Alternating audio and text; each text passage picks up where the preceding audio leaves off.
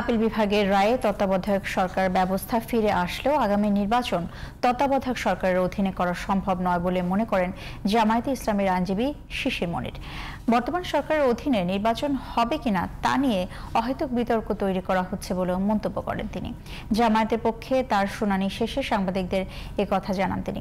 একই রকম মতামত দিয়েছে আরও দুই আইনজীবী। সাইদুল ইসলামের রিপোর্ট।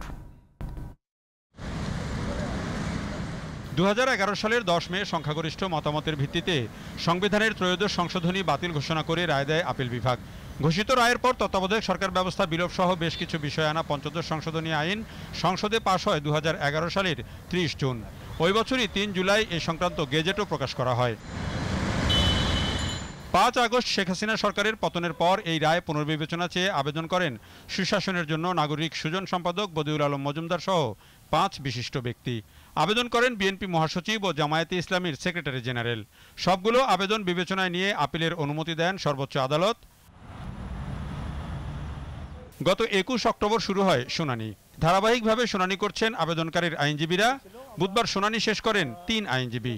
তারা বলেন, হাইকোর্টের রায়ের পরই তত্ত্বাবধায়ক সরকার ব্যবস্থা ফিরে এসেছে, তবে এবারের নির্বাচন তত্ত্বাবধায়ক সরকারের মাধ্যমে করা সম্ভব নয় বলেই মনে করেন তারা।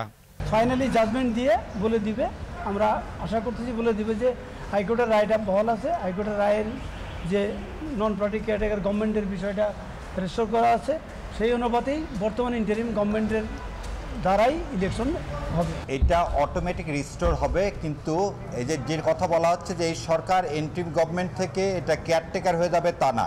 এই ইন্টারিম গভর্নমেন্টের আন্ডারে আগামী ইলেকশন হবে। কেয়ারটেকার গভর্নমেন্ট যদি আসতে হয় সেটা আসবে পরের ইলেকশন থেকে।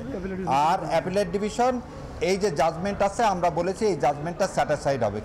জামায়াতে ইসলামীর পক্ষে আইনজীবী শিশির মনির বলেন, আগামী নির্বাচন তত্ত্বাবধায়ক সরকারের অধীনে করা সম্ভব নয়, এ নিয়ে অহেতুক বিতর্ক তৈরি করা হচ্ছে। এই গভর্নমেন্ট ইলেকশন করবে না, করবে কে? Caretaker government? Is there any caretaker government in Bangladesh? Is there any situation যেখানে কেয়ারটেকার গভর্নমেন্ট আপনি এখন গঠন করতে পারবো? সুতরাং আমি মনে করি এই বিতর্কটা তোলাই হলো অযথাই বর্তমান সরকারের স্মুথলি ফাংশন করার ক্ষেত্রে অযথাই একটা কোয়েশ্চেন রেজ করা হচ্ছে। Nobody should raise this question. সর্বোচ্চ আদালতের রায়ে নির্বাচন বিষয়ে সুনির্দিষ্ট নির্দেশনা থাকবে বলে আশা করেন আইনজীবীরা। Saidul Islam, GTV news, Dhaka.